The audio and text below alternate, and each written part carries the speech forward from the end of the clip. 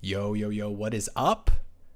Gonna recap the earlier games. I know the 10 o'clock games, at least for us Eastern time, are going right now, but we're gonna talk about some of these earlier games that I know we got the clickbait title, the Giannis over Jokic. We can have a fun, cute little convo about that for a second. I'm sure we'll talk about that game obviously later, just while we're getting people in here. Um, you still got Jokic, even with some monster Giannis performers and some Giannis performances, and maybe I don't know. Like, are you worried about Jokic's scoring this season?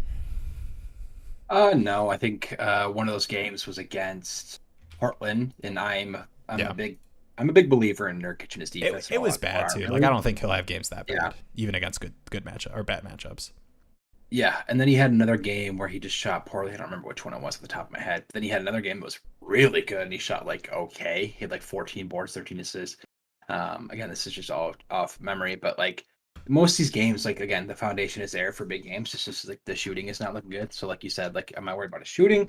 Not really, because the games that he didn't do well, he's played like some solid defenses. And again, tonight while we're doing this, I mean, he's playing LA, so we'll see what happens against AD. But um, yeah, I mean, a guy like Jokic, like it's gonna have to be like a month or two straight of bad performances for me to actually be like, okay, he's there's something going Yeah, on, I think right? even if you do give Giannis the nod, I think Jokic. I mean, both these guys feel safe when they play, but I think if you're gonna pick a guy who's more likely to miss games, it's Giannis, right? So like that factor into it tiny. But what's going on? How's it going, Albert Renzi? How you guys doing?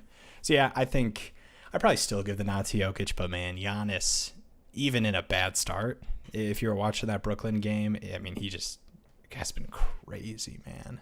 And I think too, like Denver's got more guys. Obviously, the obvious Jamal Murray coming back, Michael Porter, but even KCP. I think he'll have some games where he takes away a little bit. But yeah, I mean, I think I still like Jokic. I think both these guys are like. I think this is why it was the top three was pretty clear for us, right? And we gave the nod to Jokic. I think it's pretty close with what Luka and Giannis have done, like to start the season. Like I expect it to continue for both these guys. Yeah, I mean, if Jokic can't be putting up close to 26 to 30 points a game, then it definitely is closer. It is. It's when he puts up the 30 like everybody else is, but then just has that double digit rebounds and Mm-hmm. almost a double assists game. Yeah, Pistons almost win a dogfight with no Ivy. Cade needs to chill with the turnovers. Yeah, it was a nice game from Cade outside of that. It was a pretty it was a tough game. I mean, we're Pistons fans, so I want to get into like the officiating and whatever. But can we just like talk about how good Bogey's been? Holy man, he's leading the league in 3 pointers made. He's shooting crazy efficient. It's not going to maintain the whole season. Like he's not going to be over 50%. I tweeted this out earlier. But dude, he's been so good. And I want to kind of, let's just go there. Let's start with this game just because we're already talking about it a little bit. So I'll pull it up here. Don't worry Yeah, about the 0-0. 118 Hawks, 113 Pistons. Let's talk about the Pistons first. Bogey, man, 33 points, only 2 boards and 3 assists. I think like Bogey's the kind of guy where it's going to be scoring, right? You're not going to get these monster, stat line games, especially defensively too, even though he was better than you expect this season, I think. Is Bogey a guy who I know we talked about wanting to sell him high with some of these like high scoring games. I'm kind of torn because I do think he'll be good. Like I really thought he was just going to be like a 13, 14, 15 point platter. I think he could be like an 18, 19, 20 point guy for the Pistons this season. But even with that, would you try to sell him after a game like this? I would probably try to sell him high in a points league. I think in a Yeah. category league, he's actually really nice for threes and obviously points and free throw percentage. Yeah, Um, he hurts but you then like elsewhere, especially at his position, right? Because you want a little bit more, but still, I don't think it's bad. yeah, this game was frustrating. K did have a lot of turnovers. It's a lot of those like skip passes, right? Where he's like dribble drive and Yep. then he commits to the skip pass. He looks and it's either not there or it is, and he forces it. And it's just that stuff is frustrating. We just got to be better at the line. Free throws were terrible. Sadiq Bey had two pretty clutch free throws there in the last, what was it, the last 2 minutes? I think we were down three and he was at the line for two, and he missed them both. And that was the swing there. That really irked me. The officiating with Trey Young, I tweeted out just now. I get it, New York fans like Trey Young sucks. He's really annoying. I mean, he follows Bogdan when he's pulling for three and hits it, and they don't count that. But then he goes Yeah. down and gets a goal, like two goaltending and ones that shouldn't have been. I could go on this Headshots, but forever. I'm gonna stop yeah, now. it's But an NBA, man, this is a fantasy show, all right. This isn't a sorry, Pistons complain hour. But sorry. yeah, I think from a fantasy perspective, it was nice to see. I know like Cade, obviously the turnovers are unfortunate, but I mean 26 points. It was nice to see a solid scoring game from Cade. 8 boards, 6 assists. This is kind of what we expect from him throughout the season. Obviously not this every night, but I think he can do this. He can be a 20 plus point guy who gets you, 8 boards and 6 assists, or 6 and 6 or 7 and 7, whatever. Like he can do that night in and night out. So it was really nice to see that with a tough start. I think we have to remember this with Cade and the Pistons in general too. I know we're Pistons fans. It's such a young team. And these guys just like have not played together. Like it's not, and it's not even just a young team with like obviously the rookies, Duran and Ivy, but I mean Bogdanovich, right? Like a lot of first season guys playing together. So I do think that mid season with Cade getting a lot more time with Duran in the pick and roll and at the hoop with Bogdanovich, with Corey Joseph not starting, I think a lot to like. Man, I would have loved to see. I would have loved to see Jaden Ivey in this game, dude. I was so excited for this one. I know, I was too. Hopefully, I know it was a non-COVID illness. I think it was a non-COVID illness, so hopefully he's feeling better and good to go by Friday. They play again Friday, right? It's not a back-to-back, right? They had the back-to-back. Friday, but it's they at get a home day off. again. Yeah. Yeah. So yeah. So Atlanta gets a tour downtown Detroit for a little. Maybe they go to Canada. Maybe they go to Windsor for a second. Yeah. Talk to me about Jalen Duren, because I know he's had some pretty like crazy fantasy games, but is he a guy that you think is like a must roster player in every league? Only gets 20 minutes in this one. Yeah, no, not a must roster in every league by any means. Yeah. He's good. He's going to have games like this where he's pretty efficient and is called on, and certain matchups where he fits better, like against like bigger size guys like Capella or Kungu that can rim run. He's a better matchup for them, but no, he's not going to be like he got the double in his opening night, and he's not going to get many of those.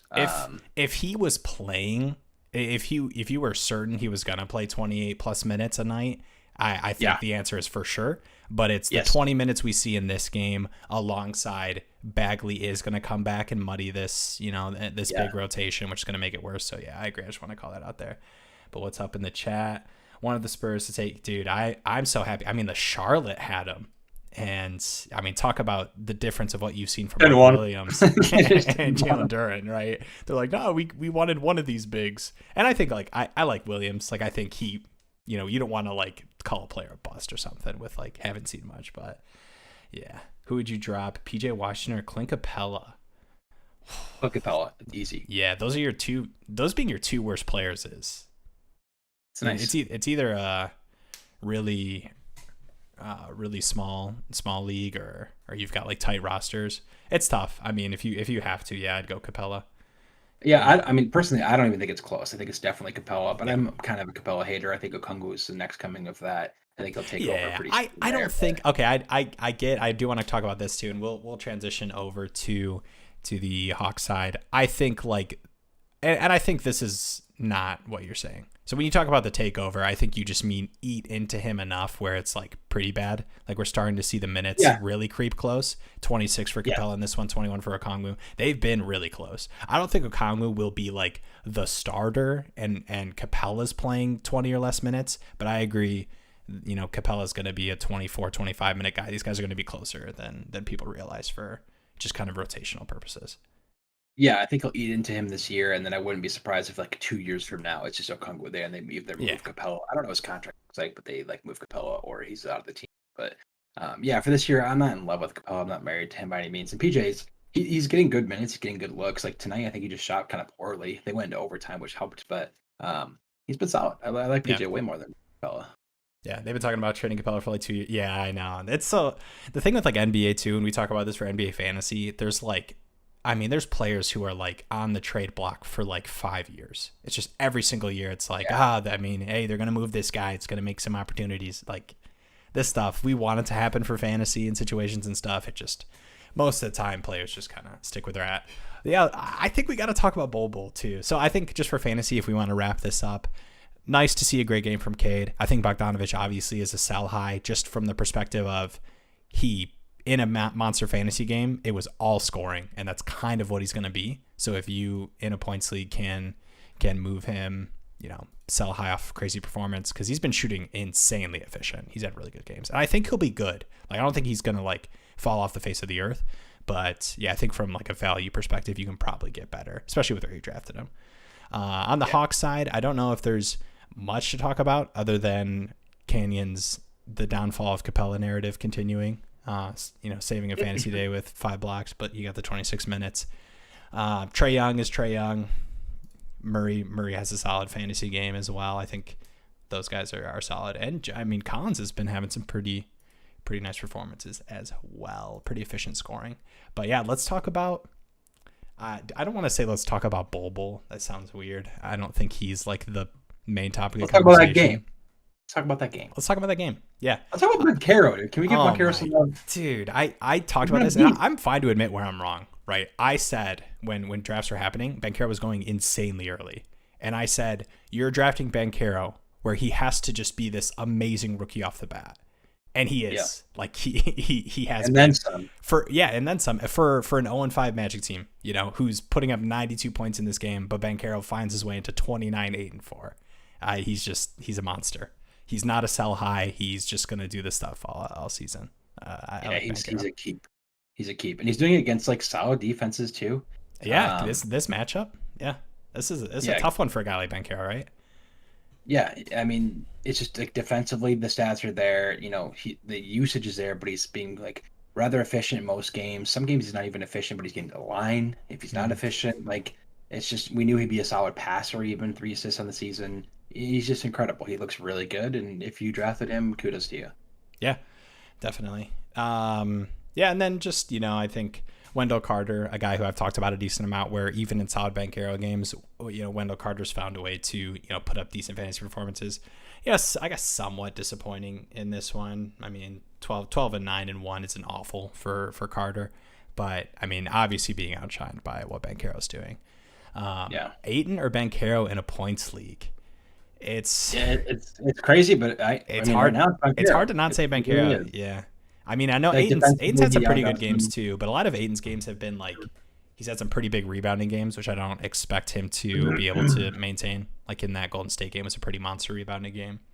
Yeah, I mean, the crazy thing is defensively, Banchero's got the edge so far. Points wise, Banchero's got the edge so far. Rebounding, it's close, but I guess technically Ayton might have a little bit. Banchero's got the edge in assists, defense, points. It's probably pretty close in efficiency. 3-pointing, he definitely does.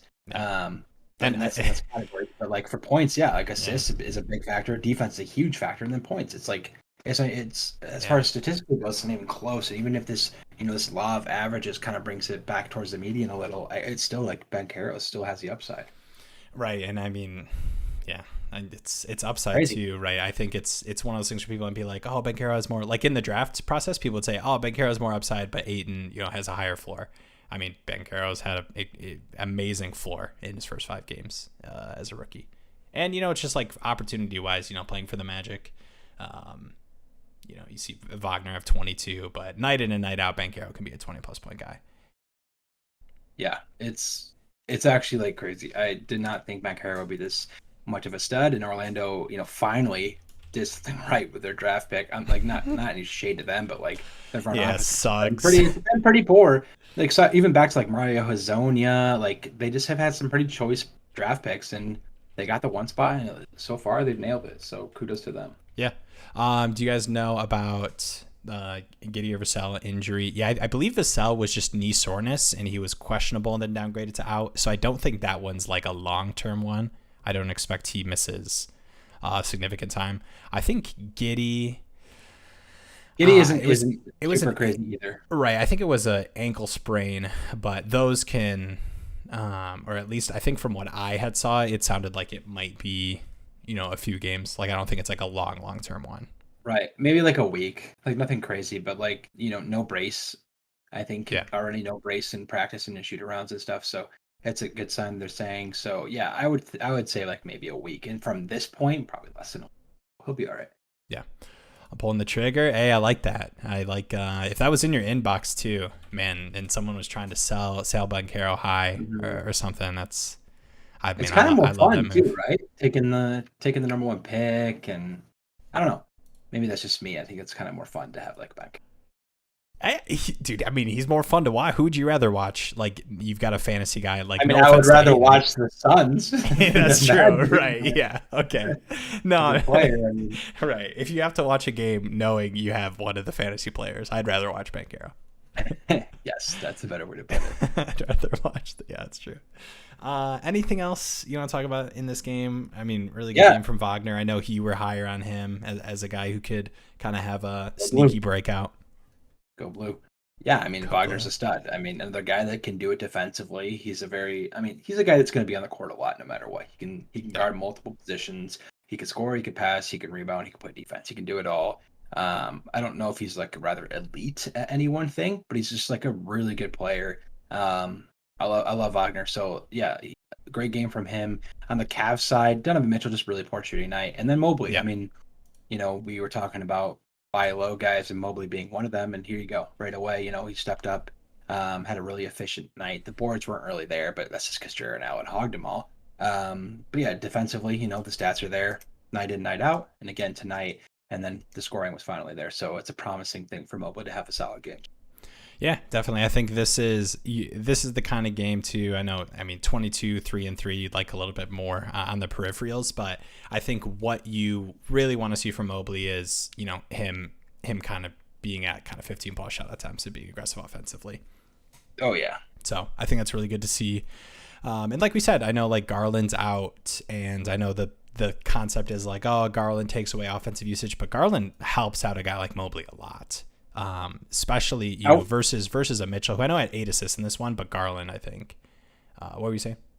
I do want to say something interesting is that you know Dean Wade getting the start over Kevin Love, Chetty Osman, Isaac Okoro, and getting more minutes again in this game is Yeah, pretty interesting. I think Okoro. I think he just sucks more than I thought he did.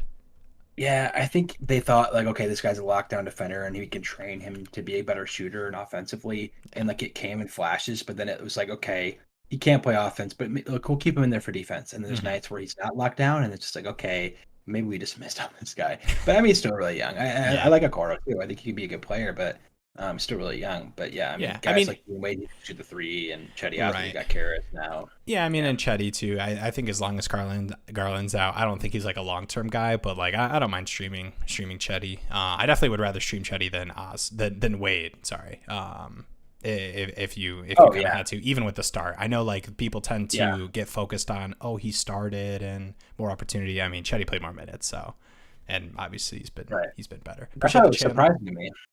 Go Yeah, ahead, for sorry. sure. No, appreciate this channel. Great insight for fantasy. Hey, appreciate that. Yeah, no, dude, I'm a big fan of Thank you. consuming and just talking fantasy, NBA, fantasy football too, man. I'm a big fantasy football guy, but love getting to talk fantasy NBA. Appreciate you guys hanging out and letting us do this. Thoughts of Kawhi Leonard? When will he be up to full minutes? Yeah, it's tough. I mean, a Mm, pretty negative report. Not $1 million question. negative, but just like hearing he's already missing. You know, obviously you kind of expected Kawhi to miss some back to backs, but missing the games and the limited minutes. I do think that, and spoiler alert, we are gonna have a video live tonight, and I'm gonna try to time it out. This is my little marketing brain here. I'm gonna try to time it out to where the video's live right as the stream ends, and we can send that to you guys. So be on the lookout for that tonight. We got some buy lows. And I will say, one of those you can no longer buy low. We had Tyrese A Maxey on couple of there. them. I mean, we were on the nose, Yeah, but the right. Maxey video is monster Maxey game. You can no longer buy low on him. But we have Kawhi on there, and I think it's not necessarily yep. Kawhi's going to be up to full minutes next week. Like I know this is going to be frustrating for a little bit, especially at the beginning of the season. But I think if the manager in your league has Kawhi and is like, this sucks. This dude's like, I drafted him high. He's playing 20 minutes and he's not giving me any production. Like there's guys on the waiver wire and bench guys that are doing better than him. If Yeah. you can buy Kawhi close to what he's producing right now, I would do it in a heartbeat Or because he's fine. Like I'm fine playing him when he's active, and the upside is just crazy. Yeah, I think you can even wait and wait for your like league mates to get more frustrated, because I think it will be, honestly, I think it'll be like 2 months until he's back to full steam.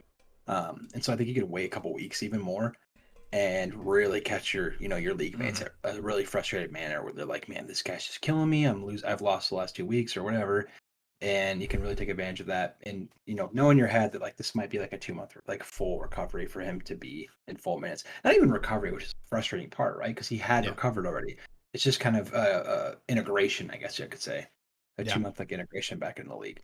I think Ty Lue even said something about a couple months. So yeah, Right. it's frustrating. I have Kawhi in a league, and it is frustrating, but you got to play long term. So if you Yep. have them, you just gotta wait it out. Hopefully, the rest of your team can carry. And like I said, if you have a league mate that has him, give it a couple weeks, get them more frustrated, and buy low. Yeah. What's up, boys? Should I trade away DeAndre Ayton and Benedict Mathurin for CJ McCollum and Tobias Harris? I would not do that. I think Mathurin, right? I was about to say it's a matter of time before Mathurin starting. He basically is a starter, right? If you just look at minutes and when he's playing, like he's basically a starter. He looks really good. He's aggressive offensively, and yeah, I like Ayton. I know we just talked about taking Banchero over Ayton, but that wasn't really a knock to Ayton. It was just how much we like Banchero. So yeah, and I think obviously CJ monster game, but I think that Pelicans team, they're not always going to be 20 plus points a night when they're all active and playing, right? It just can't happen. Yeah. So, and Tobias Harris, we're definitely lower on. I know he's had some pretty strong games. He'll have good games here and out, but I think Mathurin can be close to what Harris will give you with more upside, and I like Ayton more than CJ. Yeah. Any good Russell Westbrook trade targets? I'm looking to get rid of him ASAP. Unfortunately, Westbrook's already pretty low on a lot of people's radars, so I don't know, what you think you can get for him right now. Yeah. At this point, honestly, you're just looking either for a trade, which could be, in 2 weeks or in a year, or just, I don't know, him to get back into the rotation better, more minutes. I think you have to wait. You really have to wait for him to have just a strong-ish fantasy game and then kind of take it from there. Yeah. Because if you try to trade him after he has one of these like 0 for 7 or 1 for 8 from 3 and he has like 9 points and only a couple peripheral stats, you're not going to get anything. You wait for him to have a Golden State game where he has like pretty strong scoring, like great rebounding for a guard and, a couple assists and some defensive stats. That's, I think, when you try to trade him. As far as targets for him, it's really tough to like give a target. I think it's just a matter of like who you think your league mates would accept Russell Westbrook for. Yeah. Like I think maybe it's some of these guys who are kind of, I guess if you're thinking like buy low guys. Yeah, maybe like a Ben Simmons, someone else that's frustrating people, but like even then. Yeah. No, I think and we can let's go over to this Nets Milwaukee game. This one was not the start was really bad for this one. It was an ugly start to this game, but yeah. Ben Simmons here, another pretty frustrating game. I think. Sorry, I'll pull up the Nets here. Ben Simmons, another pretty frustrating game. 34 minutes. He's getting starter minutes. Does not foul out of this one, but 4 points, 5 rebounds, 9 assists, and I think spoiler alert, Ben Simmons is a guy that we think could potentially be a pretty good buy low target, and it's just like if he's gonna play 30 decent minutes and he's gonna be able to be a guy who at the guard spot can get you 5+ boards, 7, 8 peripheral stats, it's a pretty nice floor even if the scoring isn't there consistently, and they want him to shoot more. Like I think there's a world where Ben Simmons averages 12+ points this season. Like I think that world exists. Yeah, I think he's like, to not harp on what we already said in a video that'll be coming out later, I think he can be like a Draymond with more upside. He's got the rebounds, he's got the assists, the defense. Like tonight, 4 points, 5 boards, 9 assists, 2 steals, 1 block. Like in a points league, that's solid. Yeah. Right? Like he's up there, 28 points with a bad performance, quote unquote. Yeah. If he shoots, people like hate he can, Simmons, man. Like even the guys that drafted Simmons in your league, like I think he and we talk about it in the video, I think he's a good buy low just off of like I mean, there's people in the comments and chat from last stream that are like, what do we do with Bum Simmons? Like, you just drop Bum Simmons, right? Like, he's awful. And it's just like, man, I mean, this, like, a guy who's going to play like 34 minutes and start for a strong offensive team. And I know he's playing with Kevin Durant and Kyrie, but I mean, would you be shocked if like you get a night where Simmons has a triple double? Like, that's not crazy. 10, 10, 10, 10. Like, that wouldn't be a crazy stat line for Simmons. Mm-hmm. So, yeah, I mean, he had a decent night. He was the only starter with a positive plus minus. let's Didn't foul not out. get carried away here. Only 2 turnovers. No, but for real, like, I mean, know. 2 turnovers, like, kept the fouls down, had defensive stats, got involved assist wise. It helps, when he has 9 assists because he's afraid to shoot. And sometimes he'll shovel off some passes in the paint, like we saw tonight. Yeah. But like, for a guard, like, he can have better scoring nights. If he's 5 for 7 and 50% from the line, all of a sudden that's what 11, 5, 9, 2, and 1, and all of a sudden you're like, wait a minute, but like, if he has one game where he's like 12, 7, 10, 2, and 1, you're like, oh my god, he's back. Like, people just are so like love to just like clown on him and overreact, and then all of a sudden when he has like 2 good games in a row, I guarantee you people are gonna be like, Ben Simmons is back, baby. Like, it's just people love to jump on these short-sighted things. So yeah, I like to look at the foundation, and I'm okay with what I'm seeing for now. Yeah, and we'll go to this game. Or actually, I guess we can just transition to the side, because I think on the Nets side, I think the big names you talk about are, I mean, obviously we don't have to talk about KD and Kyrie, right? They just kind of do their thing. They'll have these great fantasy games. Simmons, I don't think other guys are really worth a long conversation. I know like Claxton's pretty interesting as kind of a guy who didn't have a great game, but I think going to the Bucks side, I know we've got the Giannis over Jokic clickbait. Yeah, I don't think I'm there. But man, 43 and 14 is nice. I do think that the only reason I make that thumbnail and clickbait is just the contradiction, comparison between, I know Jokic is playing right now, but Jokic's last game, right, against Portland, just tough scoring game for him, just overall game, and then Giannis having such a insane Giannis start to the season. But I still think, are we in the same camp as, are you still Jokic over Giannis? Yeah, this is what I was going to say. Giannis will have more games where he kind of like pops off like this, right? It's a 40-point game with good boards, some decent assists, and good defense. Jokic will have more consistency and will constantly have flirting with like double-doubles, or have double-doubles, flirting with triple-doubles, have some defensive stats here or there. So Giannis is going to give you the 43, 14, 5, 1, and 3 like he had tonight, but then more often than not, he'll have like the 20 and 10 and 3, or just random stuff like that. Jokic every night is going to be, around 10 boards, around 6, 7 assists, a defensive stat, and should be around 20 points per game. So if you're a fantasy manager, would you rather go into a game knowing that you're going to get, 40 combined points, rebounds, and assists with some defensive stats, or gamble that you're going to get a big game or a game under that 40 PRA? You know what I mean? Yeah. So it's like Giannis has the ability to pop off more, just off of like pretty much off of sheer usage, really. But I feel like Jokic is so much more safe. He's much more consistent. Yeah. He's going to probably play more games too. And he's a center eligibility. I don't know. Depending on your league, Giannis isn't center eligibility. So there's small things there that give Jokic more of a premium. I think that gives Jokic the edge. The slow start makes people kind of question it more. But if Jokic is normally Jokic, that's where the gap is. But I still see that there. Like we talked about, he played Portland, where I like Nurkic defensively, and he had a tough game against Nurkic. He had another game he got into foul trouble.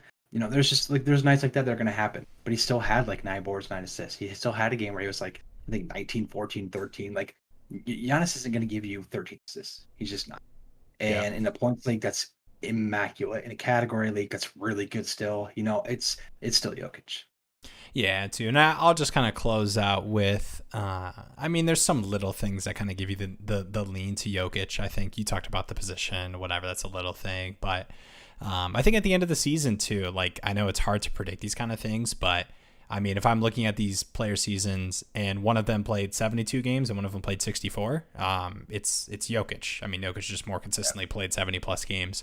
So I think there's just more likelihood that Giannis the gap between their games played is maybe around 10, which I know seems pretty small in the grand scheme of things, but for fantasy, I mean, if these guys are neck and neck, give me the guy who I feel a little bit safer about in kind of those aspects. Drop Capella for Brook. Ooh, that's a good I one. I I want Go to hear ahead. who else is on the waiver wire. Yeah, I mean that's always a tough question, right? Right. So it's I don't hate it, but yeah. I'm a Capella hater, so Right. I mean Brook Lopez is not going to give you 6 blocks, And but now and he's also not going to give you 7 points. He'll give you 14 to 18 points. yeah. So it's tough. In a category league, I think I like Brook more, and actually in a points league too. I don't know. It's tough, I man. I think mean, it's like I I'll think I probably give get you the more minutes, slight I guess I just maybe give more the consistency. slight nod to Brook just because I think the trajectory and my feeling about Capella is like on the downswing. I'll tell you this: if you have a week where Milwaukee, give me that. That's a clear. That's like the gap where it's like, okay, yes, give me Brook. Gotcha. Way back. Any thoughts on Bam's Okay. slow start?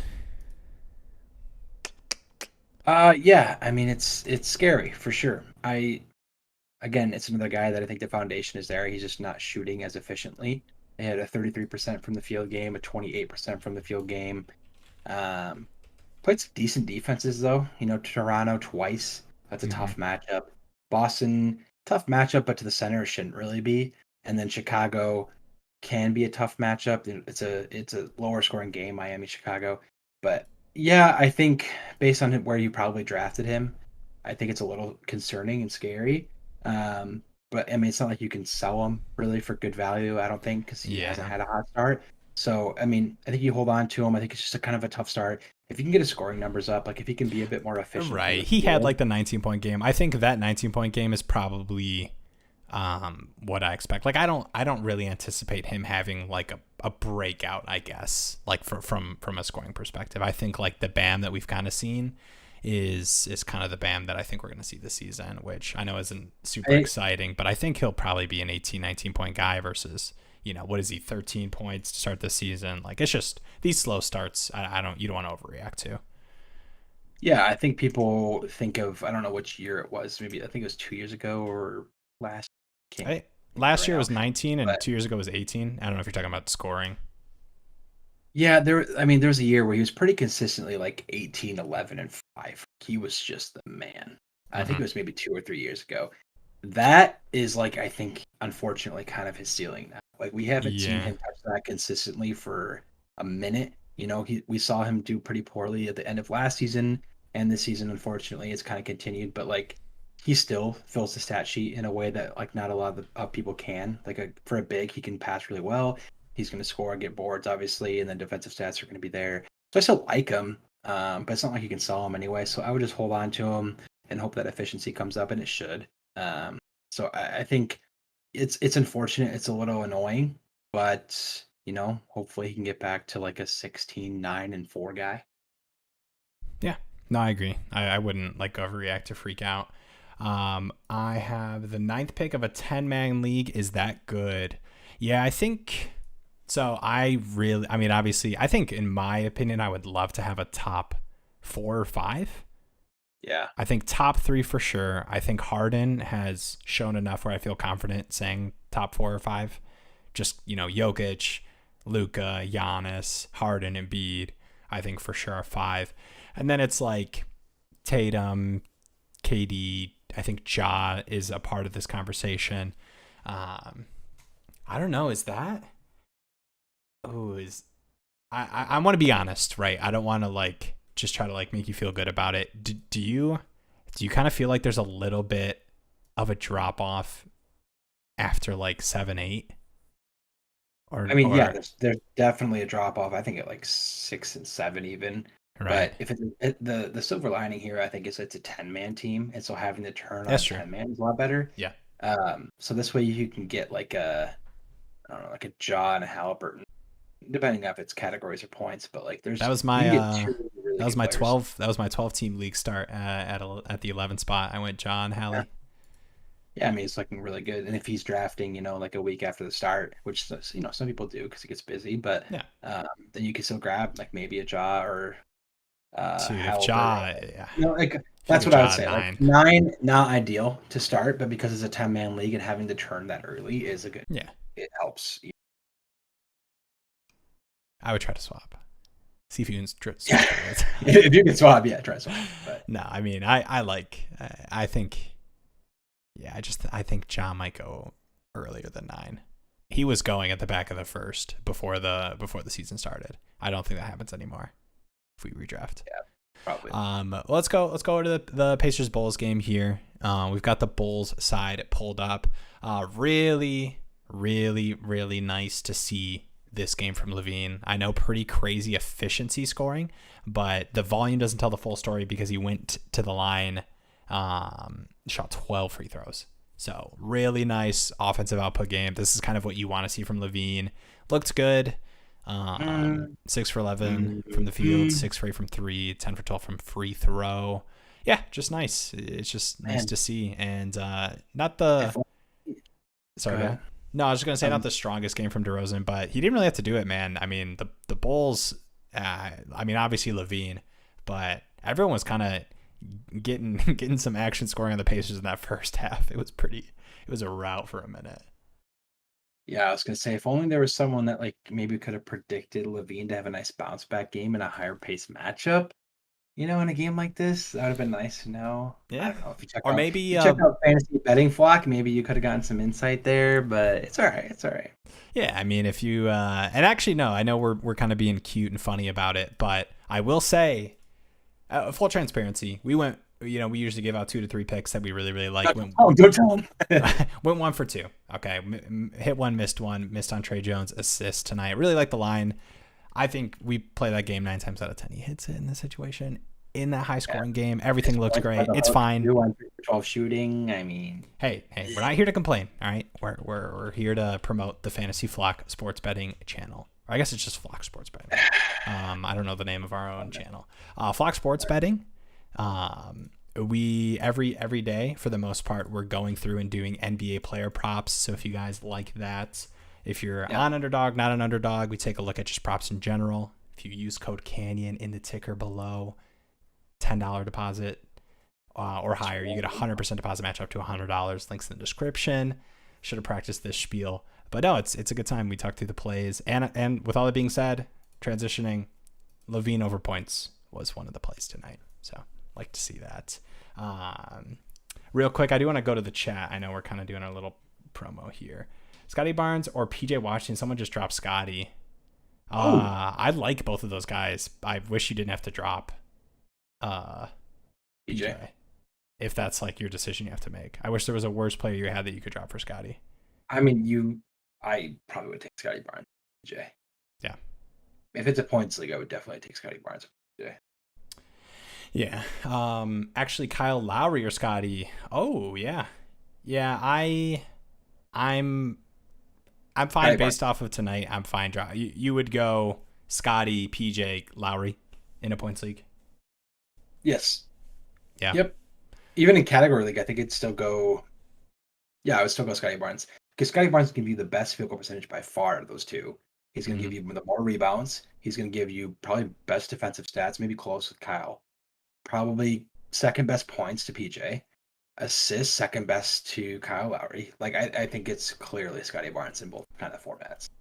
Yeah.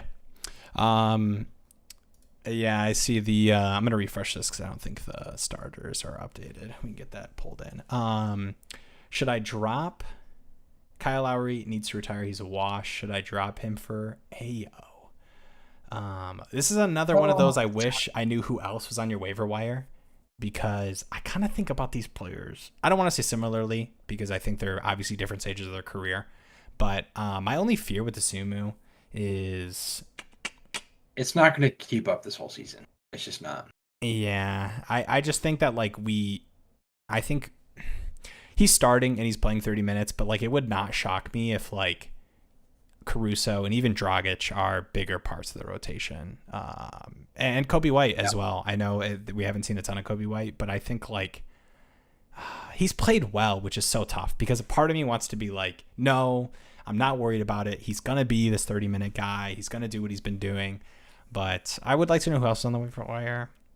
Yeah, this is a game that really is good for Dosunmu too. I think Dosunmu and Levine are both athletic, long guys that like really cater to higher pace matchups, and they played the Pacers, who love to push the ball and score more and shoot more. And I think Levine and Dosunmu benefit from that the most. And we saw that tonight. So like if you have Dosunmu, maybe it's like a sell high, I guess. Like it's kind of a stream guy, so maybe you Yeah, I don't know if the it's a value good would be match. high enough, but yeah. Probably not. But it's a good matchup where I think Dosunmu has a good game. But like if they played like a slower pace, better defensive team, I think Dosunmu really struggles. Yeah, three Whereas, defensive stats in this one too, which kind of painted it a little different. But yeah, I don't think there's much I want to touch on. I don't think any of the secondary guys are. Like even like a Drummond, I know like you'll see like these big games from guys right in a game where Drummond played 60 minutes and got 13 boards and defensive stat and stuff. But I think we can move on here to the Pacers side, and I think Buddy Hield is a guy I just want to mention as just a general rule in my opinion for like points leagues and just like kind of in general. These players like a Buddy Hield who have these games where they shoot 7 for 12 and are 8 for 16 and have 25 points. These are like pretty good sell high games if you're able to kind of get somebody that kind of bites at the they think that Buddy will be able to do this consistently. Just because I think the emergence of Mathurin, and even without that, I mean Buddy's he's not going to do this consistently. Like this is going to be an every 4 or 5 game Buddy. And he's had a pretty good start. So I think you actually might be able to sell Buddy high. Yeah. Yeah. I mean, the last 2 games specifically, he's had 2 really good games. The game against the Pistons, not so great, but he didn't play a lot. I mean, if you can get 2 good games in a row like this from Buddy, and I mean, I would try to sell high on him too. Because like you said, like this is a guy that for the most part is just going to be like a solid scorer and not have a peripherals. Definitely not from the defensive end. Yeah. And so if he can get a game like 18, 6 and 6, and then to back it up with a 24, 3 and 4, I think that's a great spot to try to sell high on him for someone that like might need some guards to score. Yeah. And then I want to answer some of these questions, but I'll just kind of wrap this up real quick. Tough game from, Miles Turner, obviously 24 minutes. Just not a great game all around. Never liked him. Sorry. Yeah, no, I know you're more of a Jalen Smith guy, so I know you're happy to see those 2 kind of performances back to back. Not happy, as a human being. You're happy. Turner, but at the same time, he's kind of a bum. With that, I think we'll transition here to the Utah-Houston game. I see, what's up, BP? Is it time to drop/trade Sexton? And this question, actually, and I know we were kind of doing this a lot. A lot of these guys, their names come up a decent amount in kind of drop trade. And I think Sexton, who has another game where it's just pretty, I'm going to refresh here. I know this has been updated. This game's in the 4th right now. Really just kind of disappointing. I think this one's a tough one. I didn't catch the second half of this one. We start the streams right, and this game was going into the second half. But yeah. I mean, if this box score is accurate, Sexton just did not play in the second half. Yeah, I don't know what happened either. If it probably not an injury. Yeah, I'm gonna have to watch this, but yeah, I mean, I know he hasn't been playing big minutes, but I believe he had 10 minutes in the first half, or at least at some point in the third. Maybe it's just the rotation. I could be wrong. I'm trying to remember. He might have had 10 minutes in the first half, or maybe it was 10 minutes early in the third, and he's just didn't get back in the game. But yeah, I think he's tough, right? I think you look at this game individually. Sexton was a guy who we have kind of talked about as a buy low, quote unquote, if you're able to hold him through kind of this tough patch, just from the perspective of, I think his upside is way more massive than any other guy who has the role he has right now, right? He's a rotational guard who's been playing 18 to 20 minutes. Like those guys you don't want to roster, right? But man, it's so weird to me. I don't know what's going on, man. Because I don't think he's looked that bad in what I've seen from him. But I mean, the Jazz have been playing pretty well, and Clarkson's been good. Conley kind of does his thing. Laurie, obviously. I think the weirdest thing for me is maybe I don't know. I'm not the biggest Beasley guy. Like, I don't think he's bad, but for me to see the discrepancy in like both of these guys playing, it's just kind of weird to me. I don't know. At the end of the day, though, like I'm not the coach. I'm not running this team. I'm not managing rotation. So whatever I think about, Sexton should be seeing more time, and eat into Beasley minutes more. It doesn't matter. So I think it's one of those things where like, I don't know. Like I think he's a buy low, but at the same time, it's kind of, I mean, if this is the performance, like you just can't play him.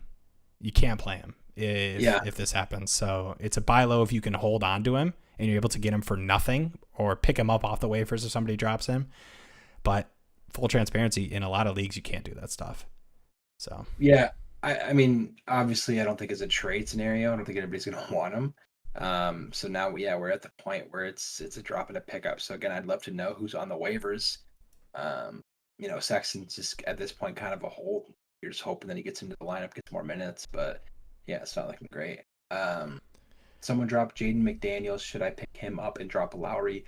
I mean, it's the same guy that said, oh no, that's a different guy that said Scotty. I'd like to know who else is there. I like Jaden McDaniels. I mean, he's a very efficient player. Right. Like, I don't think he's going to score this much. His rebounding's been like actually pretty down this year, which isn't surprising because Gobert's there now. Defensively, he's going to be amazing, and he's going to get some good minutes. So, in a points league, I kind of like it. In a category league, I don't like it. But yeah, I'd like to know who else is there. If it's a points league, I'm more for it than not. Colin Sexton won't return versus Rikers with oblique injury. Well, there you go. I mean, that's that sucks, but that is better than him just not playing because he stinks or they don't like him, right? Yeah, I do. I will say, like, this isn't like a sigh of relief or anything. Like, I mean, I hope he's all right, but I will say, like, I think Sexton's one of those guys who, I liked as a buy low from the perspective of I don't think any player in his situation has the upside he has, but he also could just be a poison trap bomb on a roster because you want to hold on to him, but you can never play him, right? Yeah. And when that happens and you're missing out on games because you're not making waiver moves to play players, or you're plugging him into your lineup because you're like, well, maybe Sexton can give me what, this hot waiver wire pickup would give me, so I'm not going to make the claim. That's when you lose your weeks, and then you are 2 weeks into something like that. So yeah, that's why I would love to know who else is on those waivers because there's players that you can pick up that have the same upside in minutes and can get into the game and impact the game. Where down the road it's like, okay, did I make a mistake? And someone picks him up in 2 months and he starts playing more minutes. Like, well, depending on who you picked up, probably not. If you're playing someone who's giving you valuable minutes and stats, and that can consistently be a contributor for your team, then no. But if like you're just trying to get someone that's going to stream for you, and then someone scoops up Sexton, is able to hold on to him, and then it's very.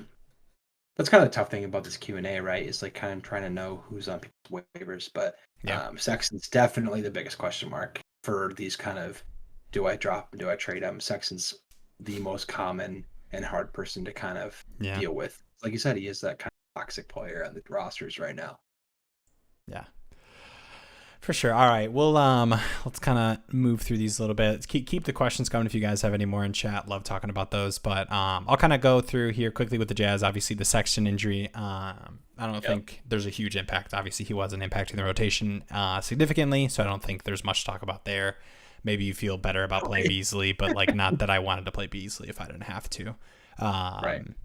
Yeah, I mean, Laurie's still doing Laurie things, man. I mean, decent shooting, 22, 7 and 2 right now, with 3 minutes left in the fourth. Clarkson's having these good games. Bigger game from Taylor Horn Tucker. He's not a guy I'd like, believe in significantly, but I think more interesting is on the Rockets side here. So I'll pull this up here. I know there's a lot of guys. Jabari 10 and 8 in this one. I feel like we're waiting for our like massive Jabari game. Yeah, I mean, I mentioned this earlier. He had a solid game. I think it was the last game they had against the Jazz. He had a solid game, and people were like, "Okay, is he back?" And I was saying, I mean, it's a game without Fernando and Sengun. It's like, so this is kind of what we expect from him, not only without them, but like with them. That 21 and 9 game, yeah. Yeah, so like to him to have that without them, like, yeah, it's nice, but at the same time, it's like, okay, finally, like we expected this even with them. And so now we have another game without them, and he's not doing it. Again, it's a bit concerning, but on the other side, it's a rookie. You gotta give him some Yeah. time. It's hard because you don't want to. Comparison's the thief of joy, right? You don't want to I compare him agree. to Banchero and Jaden Ivey and be like, he's not popping off like these guys. If you look at past rookie classes, more often than not, they take a while to perform, and we're just getting blessed by And performances by he's been Banchero. like, from a like minute perspective and a role perspective, like this is what you want to see, right? Because I know you felt pretty confident, right? I mean, most top 3 picks, you feel pretty good about those guys being like 20, 30-minute guys. But I mean, even with guys like Sengun and Fernando starting, and guys like Tari Easton, who you like a lot. I mean, Jayshawn Tate as well. Like it is nice to see that he's like pretty firmly in that role. But yeah, I mean, I think you just wish you could see more. Yeah, Jalen Green, 17 and 7 and 2. He's not a guy I feel confident about having peripherals above 4 in either category, night in and night out. KPJ, just beast. Dude, I love KPJ. Yeah. Such a stud, man. Yeah, he's looking good. Yeah, I mean, games like this specifically, right? It's like KPJ and Jalen Green doing their thing. They're getting their usage. They're putting up their numbers, whatever. It's like, who's going to be that guy? And it's supposed to be Jabari Smith, and he's not that. I mean, No. Eric Gordon is doing, fulfilling his veteran role duties as he can. You maybe expect more from Jayshawn Tate, Tari Eason, even Garrison Matthews, but at the end of the day, it's Jabari Smith that is the number 2 pick that's supposed to step up, and it's just not. So don't freak out, but it kind of stinks with him having this opportunity and not capitalizing on it. But again, don't freak out. He's a rookie. He's young. I would wait on him for sure. Yeah. Let's go over here to the Spurs Minnesota game. We'll get this one up. But man, super high scoring game, 134-122. Let's go to the Spurs side first. Obviously, no Vassell, so you kind of expected a bigger game from Keldon Johnson. That's what you got in this one, 27, 4 and 3. Pretty good game overall, and the volume's been pretty consistent for him. Trey Jones, 13, 7 and 3, but the 7's not assists. It is rebounds, which okay, sure. Decent game. Pirtle, 12 and 10. This is just like a Pirtle stat line. How about Richardson? The double with 11 and 10 assists. I'm not overreacting to anything especially without Vassell in the lineup too, or anything. Nice to see Sohan, shooting a decent amount. He had a hot start too. Yeah, I think he had 8 points like in the first quarter. He was like 4 for 5 to start or something like that. Yeah. Really hot start from him. But yeah, I mean, no Devin Vassell. Trey Jones was meant to step up, and he just went 3 for 12, and it just stinks. Assists weren't there. Josh Richardson soaked them all up. A guy that just is usually pretty selfish, so that's pretty surprising. Doug McDermott did what he, was probably expected from him off the bench, right, to just come out and shoot, and he did. Yeah, he shot a ton too. So yeah, I don't think there's anything. I'm not really like clinging on to anything from a reaction standpoint. I feel like the Spurs are the kind of team where you will see nights where guys have these kind of performances, and I think it's even harder to grasp onto those things with a guy like Vassell out, who was one of those pretty consistent volume guys. So I know we had a question on McDaniels, so I'll go over to the Timberwolves side. But before that, what's up, Tide? I am being impatient, but I don't know about Sexton, man. He just got hurt, and Clarkson is looking great. Is he really worth keeping? I think with the injury, we've talked about him as a buy low and a guy that I want to roster. But man, if the injury is anything that's like somewhat long term, I don't think he's hold at that point. No. He's just like not a guy where you even feel like when he's back from the injury, if it is longer term, he's worth holding. And yeah, it's just really tough. Like I think what we were trying to do with the buy low, and we'll have a video out tonight where Sexton is one of those guys. But I think our mindset was it looks right. It's so funny. It looks really good for some players, and it looks for a couple. Right, but I think the thing with Sexton is like all it's gonna take for his value to shoot up is for him to, hey, would you be shocked if Colin Sexton started over Beasley next week? Like, would that stun you? No. So I think if you got one of those games, or you get a rotational game where he plays 28 minutes and has a decent volume game, his value's back up, right? Not a lot of players can do that. I think Sexton was one of those guys. But yeah, with the injury and the situation, I'm fine dropping him if it's anything somewhat long term. Yeah, definitely. I mean, and to continue on this game, talk about not overreacting, but man, on the other side, Anthony Edwards. I God mean, shoot, damn. scoring performance wise, like this is what we know he can do, right? I'm looking at that 9 assists, That and boy so is far getting this his Popeyes season, tonight. Let me tell you. yeah. So far this season, he has been filling the stat sheet in the peripherals, rebounds or assists, and that is, we talked about this months ago, right? Where we know he can score, we just need to see it from the rebounding or the assists, and he's just fast right out the gate, and he looks really good.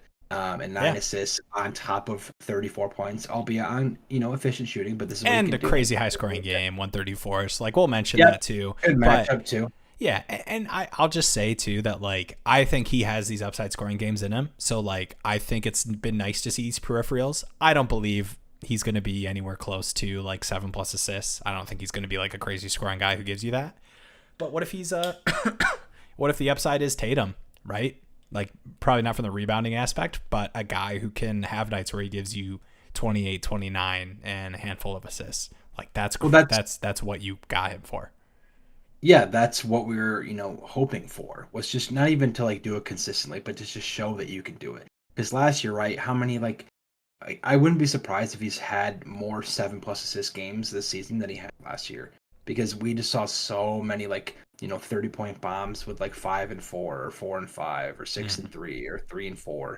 And finally like getting involved distributively, getting involved on the glass, like doing that is just so big in both category and points formats to just know that like you can get a 30 bomb game with 9 assists. That's huge. Like you said, like it just brings a new edge to him in a points format specifically that wasn't really there last year on a game to game basis. And so to see this out the gate is just really good to see. Yeah. Um, like what picking up on that would be worth it. I think the thing with I think anyone who you feel like would make an impact on your roster right now is worth picking up. So like I kind of want to even generalize it more than that.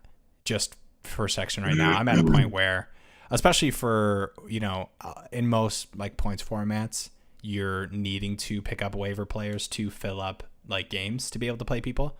So Sexton's not the guy I want to play right now. So yeah, I have no problem with that.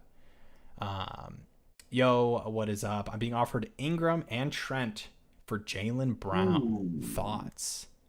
I like it. I really like it. I think Ingram Yeah. is basically Jaylen Brown, but maybe a little Yeah. bit better. Like statistically, I think he's like just Yeah. maybe even a player. I think they're pretty comparable as I think they're just players, like really close. but And yeah, I think statistically like the though, I plus think Ingram. side. Yeah, I think statistically Ingram has the upsides definitely in rebounds and assists, and I think. I mean, yeah, he's hurt, but I don't think it shouldn't be a long term thing. Like it's day to day right now.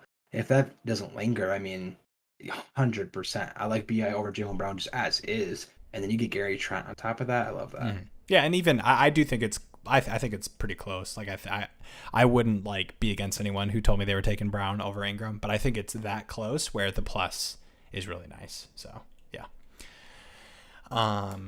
All right. Yeah, I think on the I think McDaniels is the guy. All right, boys, I did it. Really hoping for Clarkson to stay the starter forever now. Yeah, I think too. It's one of those where like I think Sexton can be. We talked about this before. I don't know if you were on, but Sexton I think can kind of be this like bomb that's like a little trap on someone's roster where you're missing out on playing guys through the waivers in an active league because you're waiting on him to get the opportunity, and an injury is just going to delay that. I actually don't know the details of the injury, so I will say that like if you were in a spot where like you didn't need to play the waivers as hard, like if your league had deeper benches or whatever, I don't hate keeping Sexton, but yeah, I just think I saw the injury and he's not returning, and if it's long term, it's I'm done. Sorry. Yeah, I think Clarkson's probably the safer move, right? Because he's getting obviously good minutes now. I think even if Sexton, somehow blows up and becomes in the starting role, like Clarkson's still going to be there. He's still going to have his normal, like it's just going to be Clarkson with what Mitchell was, which is still a really good player, but even more so because Sexton's just not Mitchell. So I think Clarkson's definitely the higher floor, but Sexton has the higher ceiling, but man, right now it's not looking. Yeah. Anything else you want to talk about in this game? I think another decent Cat game, 21-7-4, but a lot of what we talked about, man, we've seen a lot of games where, Rudy doesn't have a crazy rebounding game in this one, just 9 boards, but, Cat with 4 in this one. I think we talked about Cat where, hey, Anthony Edwards breakout, man. I mean, there's going to be games where even in this crazy high scoring game, 134 points on the Timberwolves side, Cat plays 37 minutes and has 21. Yeah, I mean, he was one of our guys before the season started that we were lower on. I think we had a video, a do not draft video with him leading the front, right? Because he was going as like a first round guy. And, the emergence of Anthony Edwards and the addition of Rudy Gobert could probably hurt him. And it has, like, he's been good. It's just like the usage has taken a little downtick. The only bright side is like his assists have popped off. Right. I mean, which makes sense because the secondary guys have been really good. Like, obviously, Ant's been amazing, but I mean, McDaniel's been insanely efficient. Jalen Noel's been a good guy for them to step into that Michael Beasley role. So, I think Cat can be better for sure. Mm-hmm. But again, I still stand by what we said earlier. He's not going to be. Yeah, I'm not buying him low. Like these bad games, I know people tend to look at players and be like, "Oh, he was a first round pick, and I can get him for a good second rounder right now." Like I'm not looking to do that. I think he should have been. No, I think he can be better, but I think it's still him being better is still not where you probably draft. Yeah, agreed. Cool. We'll I think this is the last. Actually, no, we got 2 games here. I think this one here,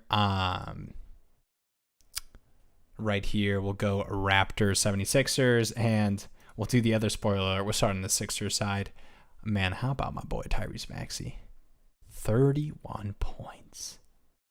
And looking damn good while doing it. Looking damn good. 12 for 21, 4 for 8 from 3. I mean, this is like we're gonna say this. We've been waiting on, not waiting on, but we've been talking about the Maxey breakout, most improved player. Love Maxey this season. He's not gonna do this every night, okay?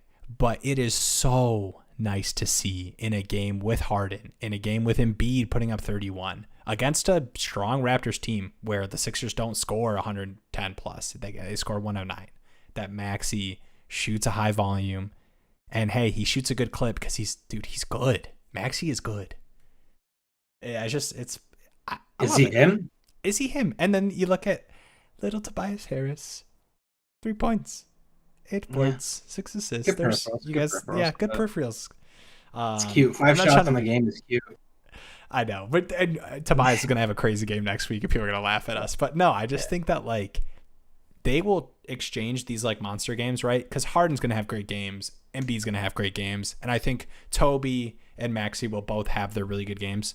Maxey has way more upside with, I will say, less peripheral upside, right? So Toby's always going to have better rebounding numbers for the most part. The assists are pretty close or whatever, but Maxey's never been a great assist guy. But still, I just think the upside's insane. And, plays 43 minutes. I mean, he's just, is he him? Is he him? As the third man on a roster, yeah. He's but no, it's taking the shot at the end of the game, Harden or Maxey? This is just classic NBA basketball, right? Maxey having 21 shots, being the leading shooter on this team. It's just classic NBA basketball. It's right in the hot hand, and as they should. If someone's hot, you got to give them the rock. And he had a great game against a really good defense too. High scoring game in this matchup against 2 defenses. And I mean, pretty impressive. They both shot really well, 51% and 55%. The rebounding numbers were really low. So, people were just on tonight, really efficient. And Maxey had himself a game. Yeah, for sure. All right, we'll go over to the Raptors side. Siakam continues to just crazy, man. Crazy numbers, dude. 25 boards and 13 assists. He just, I mean, he's that good, man. And when he's like, he is him. I would say he is him. He is him too. And like just the whole Raptors saga of playing like 36, 37, 38 minutes a night. And if he's going to do this kind of thing where from a usage perspective, right, where the possessions, so many of them are going to start and end with Siakam because, he's going to take the shots. He's, he's a great drive and dish distributor, not like an insane passer or anything, but he's been really good, and he's puts himself in these situations, man. Van Vliet covers the assist prop that you hated. Don't know why you were so down. Yo, chill. I was scared. That's all. No, he barely hit it too. Yeah, they shot 55% from the field, and he hit it by 2. Okay, it was actually a good shout. Still to be scared of that line. Yes, he still hit it. So shout out whoever said that. He still hit it, but shot 55%. He barely hit it. Anyway, talk to me about Precious with OG back. That's what I was gonna say. Scotty back. That's what I was gonna say was, not to toot my own horn, but like this is why we don't overreact, right? This is on our last Q&A when Precious had that really good game without Scotty. And that'll happen here and there. But with Scotty back in the lineup, man, Nick Nurse in Toronto loves to just play their starters. If you don't know that by now, they're all going to play mid to high 30 minutes.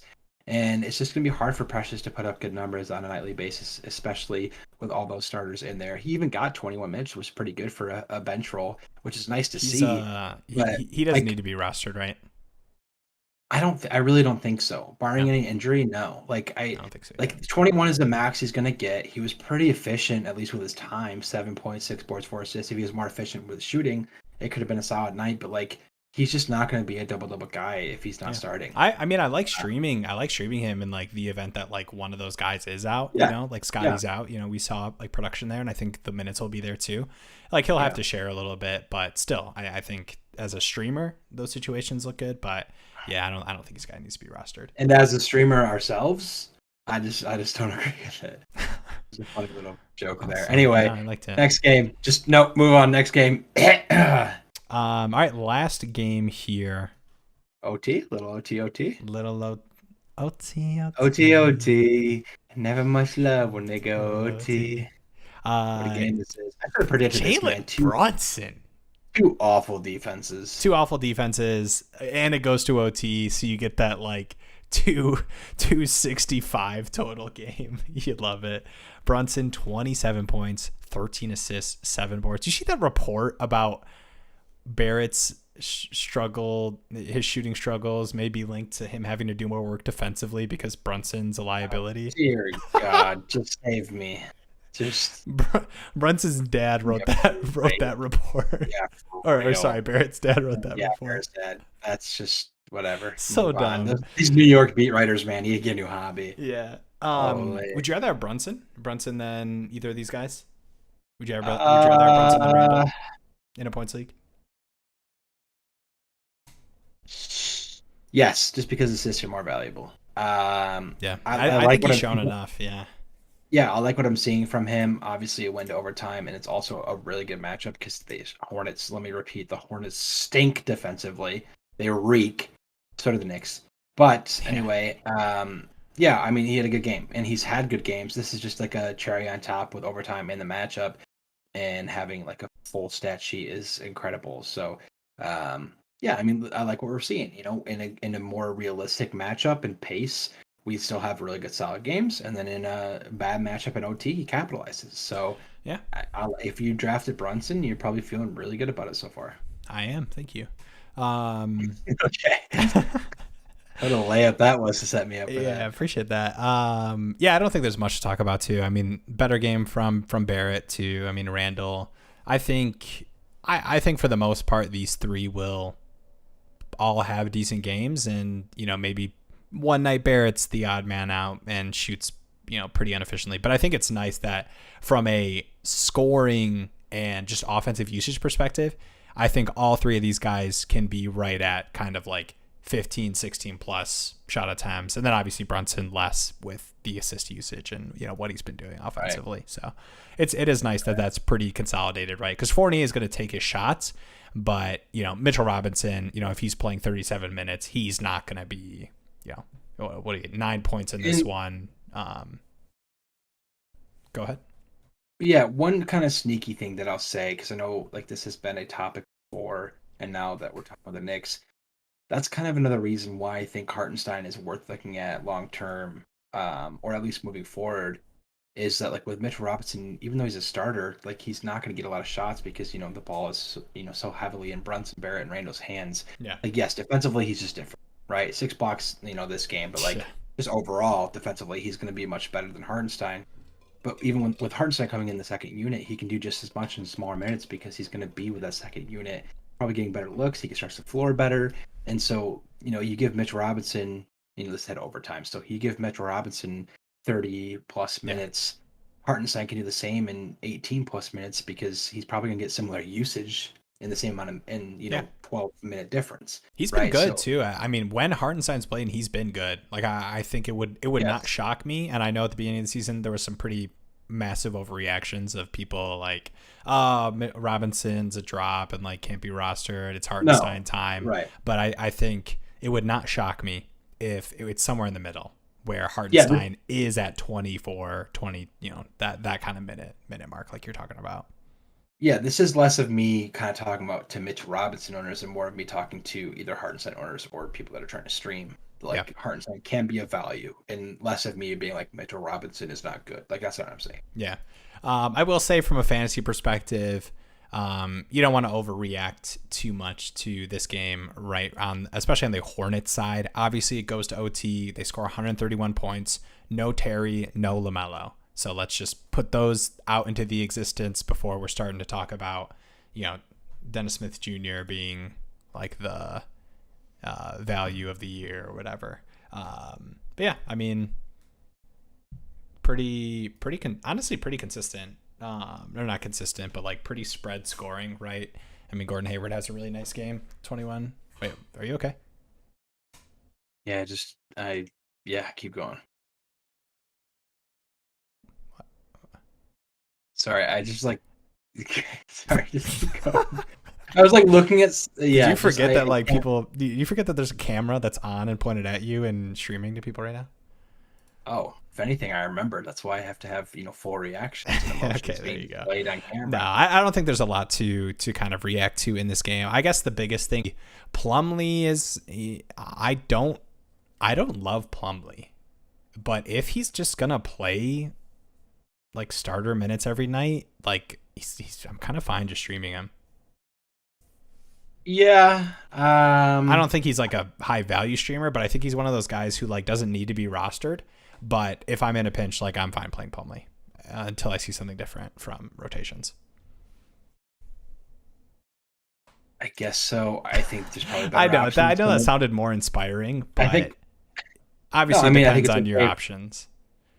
Yeah, I think I just disagree. I think that's good for us to disagree sometimes. Okay. Because I think in a game like this where you're looking for usage and people to step up, and if Plumlee can only do 8, 7, and 4 with the difference of each, that's a good game.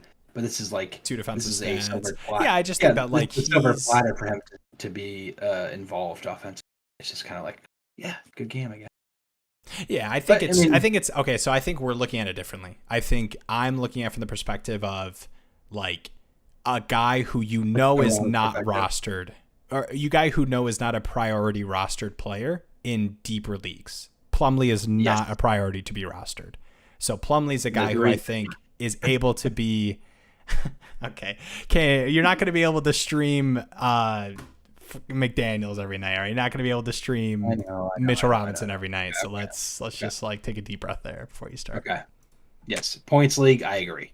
Category league, yes. I'm gonna firmly disagree. Okay, yes, I am speaking from a points perspective. How do you feel about Nick Richards? Can we see a bigger role? Man, it's just so tough. I think to like project these role increases for players who we haven't seen it from, and you have to draw a picture of the rotation and minutes happening. And if it doesn't happen in this game, yeah, this is why you why you don't overreact, right? He had that great game against Atlanta, and this is a game where it went into overtime. He still had less minutes. It felt like a pretty favorable matchup for them to play him, right? A 7-footer against, Mitch Robinson and a Hartenstein, and he had, very little usage offensively. Wasn't active on the boards or defensively. I don't see any consistency out of him. And then moving forward, I think Mark Williams eventually is going to get more of a role than he will, if it's not the tail end of this year. But Um, yeah, I'm not in love with him. I think he's just kind of had a couple good games. Maybe he'll have a couple more, but it's not someone that I feel good about rostering and playing for a week. Or Hmm. it feels like a gamble to stream someone, like to stream him, pick him up, play him a game. If it feels like a gamble and you're crossing your fingers for a good game, I don't think you should stream him. You should, Yeah. wow, you should stream someone that has more guaranteed usage to me. Yeah. Who are some 12 teamish guys that I can stream for 3 pointers total points for the last couple of days? It's really tough, right? Because obviously we don't know who's available in your leagues or like roster sizes or whatever. But in general, I guess if a guy who I know is available, if a sell's out and you like need 3 pointers specifically, it's not exciting. I mean, maybe like a Herder. I don't know if he would be available. I know Yeah. sometimes he's like a guy who would be dropped. I would prefer him to. I mean, Trey Murphy probably got picked up. If those guys are still out, he would be priority number one for both of those for sure. How do you feel about Doug McDermott if Vassell's out again? Is that getting too cute? No, I don't think so. I think him threes or and Josh threes and Richardson. points. Yeah, I think both Yeah, of those guys. Josh Richardson. If Vassell's out, I think for sure. Yeah, it depends on what you need, right? If it's a points league, I think it's a toss up. But if it's a It sounds like category it's league, Cat, and he wants points and okay, threes at the end of the all right. week. Yeah. Yeah, if it's Cat, then I think, for threes, you go, yeah, definitely McDermott. For defensive stats and maybe assists, you go Richardson. I think you would rather play Trey Murphy over any of those guys if the situation is the most ideal, right? Like by far. Yeah, I think he's I think he can give he's you a better everything. shooter. And I'm not overreacting to his perfect game last night, but like Right. he just genuinely is a really Situationally. good shooter. Yeah. He just really is a good shooter, and situationally, it's better too. Right. And it's pretty dependent too. Like obviously we could see those Pelican guys come back, right? They could look a lot different at the end of this week, but Oh yeah. yeah. Cool. I think that's it. I know we're about an hour 15 in. I will just say the video I think is going to go up tomorrow morning or tonight. But it is a buy low video, and I know there's going to be, the NBA changes hourly. Okay? Not just daily. It changes hourly. So, just remember that when you're watching the video. But no, I still think a lot of good stuff on that. So, I think it's definitely worth a watch. I know we talked about it. McDermott's available. Thanks, guys. Yeah, for sure. I think I would check on the other guys too. I don't know how deep the league would be because I'd rather play those guys if Vassell was in, I will say. So I know it was just knee soreness for Vassell, so I could see him still playing. But still, I think McDermott's still like a top 30 guy in 3 points made, like to start the season, just because that's kind of like it's kind of just what he does at this point. But yeah, cool. Appreciate you guys watching. Be on the lookout for the buy low video. Yep. That will be up on the channel tonight or tomorrow morning. Appreciate you guys as always, and we will see you in the next one. Use code Canyon and Underdog. Drop a like, subscribe. Yeah, It's that's a it. click We should of a do button. that. Yeah, we got to do that. That's all it is. It's too One late. click. Yeah, we Make our day. we lost it. Appreciate you. Whatever. See you on the flippy flop. Say something else as the outro. I messed that up. Pistons really ruined my mood for the night. That's why'd you have to.